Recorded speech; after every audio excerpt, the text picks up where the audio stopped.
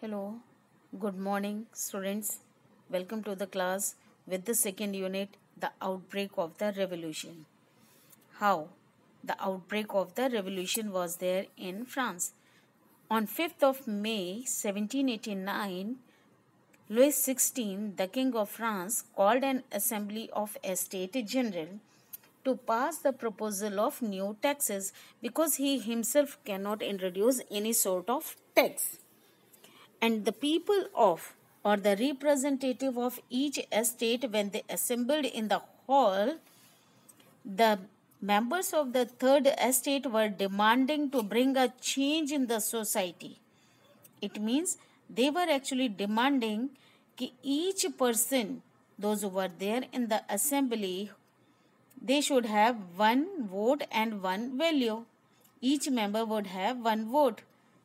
But the king refused the proposal, and the members of the third estate walked out from the assembly. So on 20th June, they assembled in the hall of an indoor tennis court in the grounds of Versailles. They declared themselves as a national assembly and swore not to disperse it till they had drafted a constitution for France. They were actually led by the Mirabeau Abbacies. Mirabeau was born in a noble family but was convinced of the need to do away with the society of feudal privileges. Though he was born in a noble family, but he did not like this type of feudal privileges which is given to the first and the second estate. He brought out a general and delivered powerful speeches to the crowd assembled at Versailles. Abbacies. Abbacies was actually a priest. He wrote an influential pamphlet called What is Third Estate? See on this page in your book. When the National Assembly was busy to draft the constitution for France, the rest of the France seethed with turmoil, a kind of chaotic condition everywhere. Rioting was there, not only in the capital city but also in the countryside.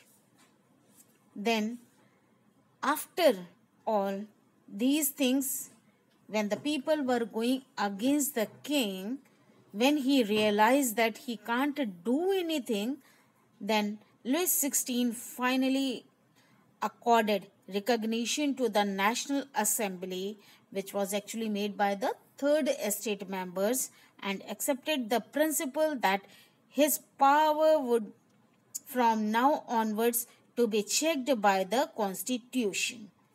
And on night of 4th August 1789, France became a constitutional monarch. Now come to the next page. How France became a constitutional monarch. The National Assembly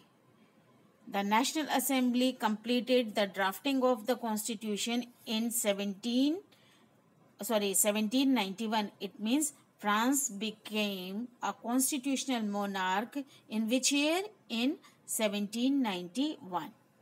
Some changes were brought after becoming the constitutional monarch. 3 changes were there. First was that now the power was not lying in the hands of the king. Now it is divided into these 3 institutions which are shown in your book: judiciary, executive and legislature. And the constitution of 1791 said that every citizen of France could have right to vote, not all, because after the revolution the French people or the citizens were divided into 2 categories: active citizens and the passive citizens.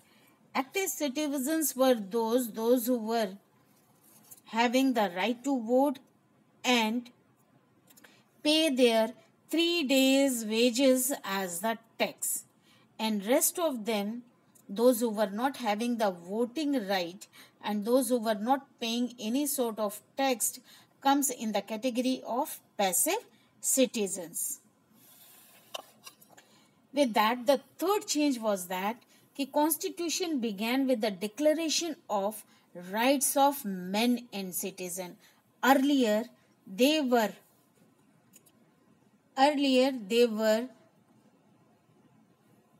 in the grip of the king and the nobles. Now everyone is free.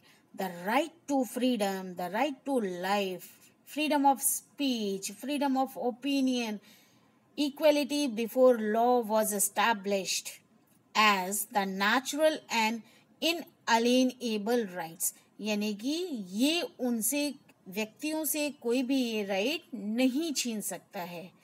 That is, they belong to each human being by birth, not by other things.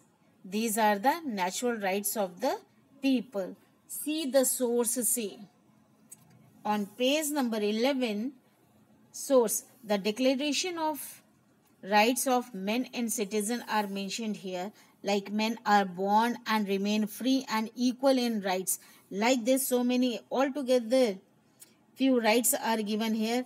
Please try to go through these rights because many of the rights are still in practice in democratic countries. Now, reading the political symbols. Though these symbols are given in your book, you think that they are not of any importance, but these symbols are very, very significant for the French society, like the broken chain, the bundle of rods, the eyes in a rectangle, the scepter, the Phrygian cap, the blue, white, red color, the winged women, and the law tablet. They all had their own significance in France. Sometimes 1 marks question stands like this. I am telling you. The red Phrygian cap. It was worn by a slave upon becoming a free person.